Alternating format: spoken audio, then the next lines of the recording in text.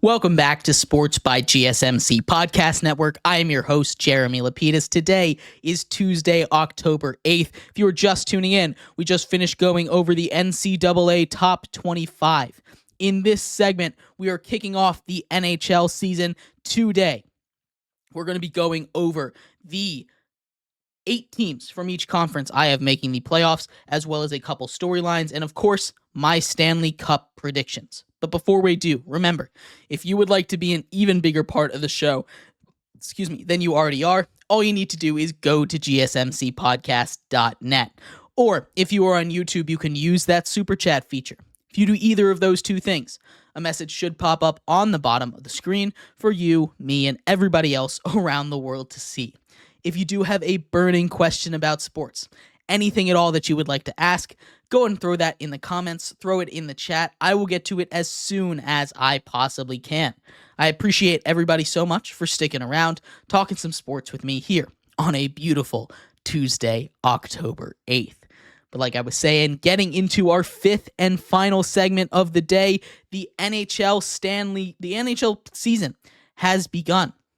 Officially today, the Seattle Kraken kicked off the festivities earlier at about 4:30. This is going to be a fun hockey season. We broke down a lot of the Stanley Cup playoffs when we first started doing our show earlier on this year. Today, we're going to break down some playoff predictions. Coming out of the East, the way the playoff works, for those who don't know, top 3 teams from each division, and then 2 wild cards. So there's 2 divisions in each conference. Top 3 from each of those teams gets to make the playoffs, and then wild cards from the 2 teams with the highest points outside of the top division winners get in, and the 7 and 8, or the top 2 wild card seeds.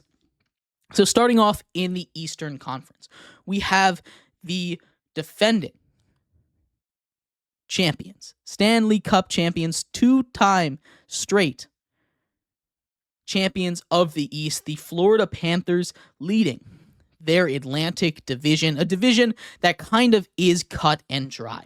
You have Florida at the top, the Florida Panthers, the Toronto Maple Leafs, the Boston Bruins, and the Tampa Bay Lightning.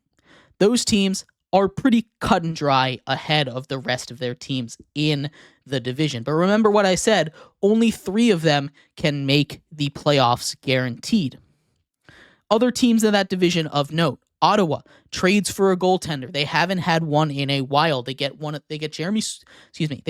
Ullmark from Boston, one of the top 2 goalies in that goalie tandem that's been so effective the last couple of seasons.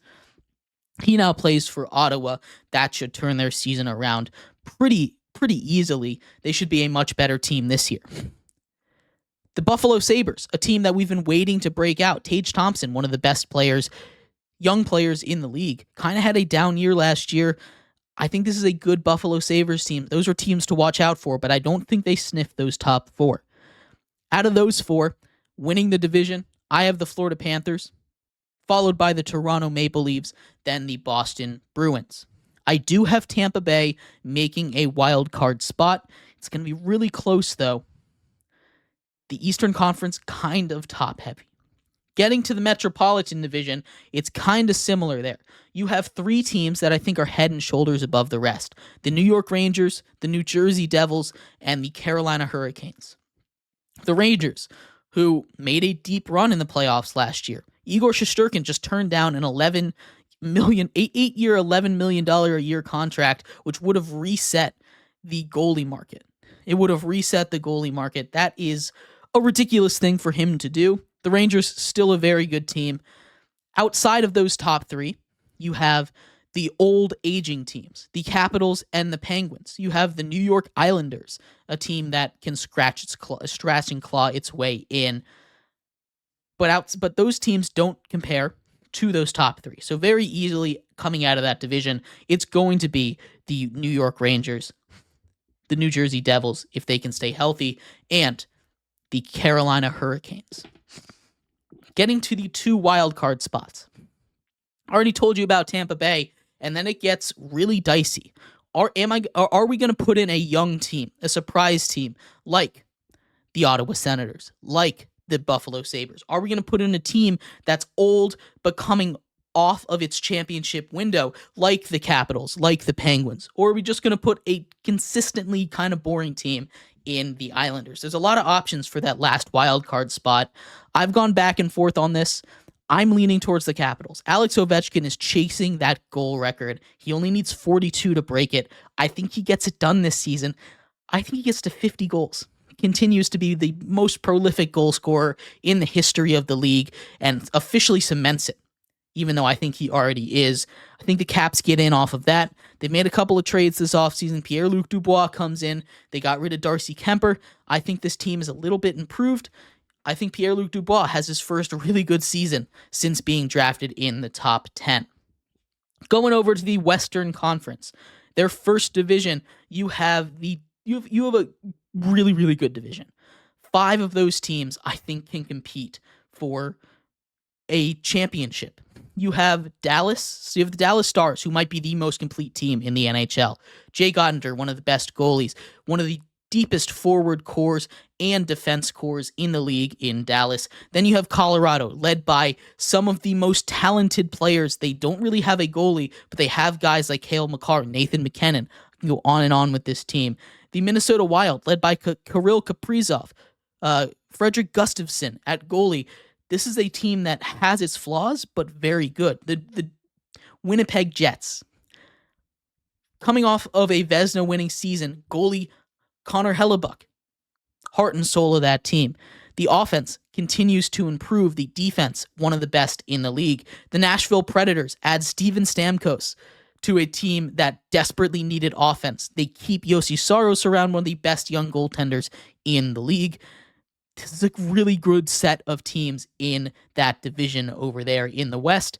I'm picking the Dallas Stars to win that division, followed by the Colorado Avalanche. The Wild are my surprise team to qualify in the top 3, and I think we'll get to the wild card in a little bit, but I think both of the wild cards come out of this division. The second division in the NHL here, we have a little bit more of what we saw in the East. Couple of teams that are much better than the rest. You have some of the worst teams in all of hockey in this division. The Ducks, the Sharks. I mean, it just doesn't look very good at the bottom of this division. But at the top, you have the Edmonton Oilers, a team that were this close to claiming the first cup for Canada in almost 30, in over 30 years. Connor McDavid came oh so close. He won the Conn Smythe Trophy, the MVP for the playoffs, after losing in Game 7. The Las Vegas Golden Knights won a cup 2 years ago now. This is a good team. They're not going to deal with any of that LTIR shenanigans because of how stacked the West is. Very, very good team. Jack Eichel, Mark Stone, Aiden Hill in goal. This is a good Vegas team. And the Vancouver Canucks. Who finally figured it out last year. Thatcher Demko, one of the better goalies in the league. Silos, who filled in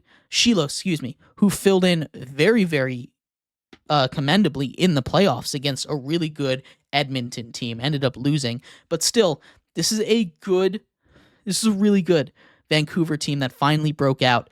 Outside of them, you have the Los Angeles Kings, and they're kind of a discount Walmart version of the Edmonton Oilers, in my opinion.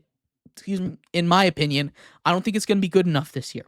I think Vegas wins that division, followed by Edmonton and Vancouver. Then we get to the wild cards in the West. Like I said, I think 2 come out of the Dallas Stars division.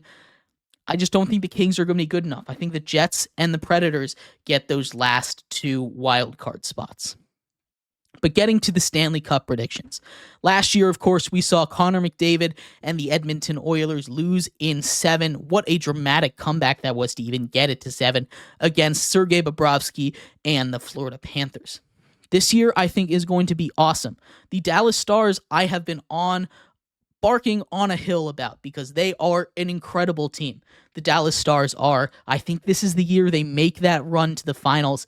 And the New Jersey Devils, a team that 2 years ago made a deep run in the playoffs, got injured to all heck and back last season. Now they finally get a goalie. They get Jacob Markstrom. That's what they needed. If they can stay healthy this year, I think they make it out of the East. They're my pick. Dallas versus New Jersey, the Devils versus the Stars, and I'm taking the New Jersey Devils to win the Cup. I don't know why. I love this Stars team, but I think the Devils just have what they need. I think they're the best team in the NHL this year, and I think they're going to come out and prove that. Their young talent, their goalie situation finally figured out. That's been their biggest weakness. If they can stay healthy, again, that's a big if. It's a big if with everything, but I think they're my team to win the Stanley Cup this year. Let me know who you think's going to win the Stanley Cup, who you think's going to make the playoffs. I'd love to hear your thoughts on any of this, but thank you, everybody, so much for tuning in to today's show. You've been listening to Sports by GSMC Podcast Network. I have been your host, Jeremy Lapidus. We'll be back tomorrow with an NFL rookie report, talking about Drake May, doing an MLB playoff update, and much more. So make sure you tune in for that. I will see you same time, same place tomorrow. Have a good one. Bye-bye.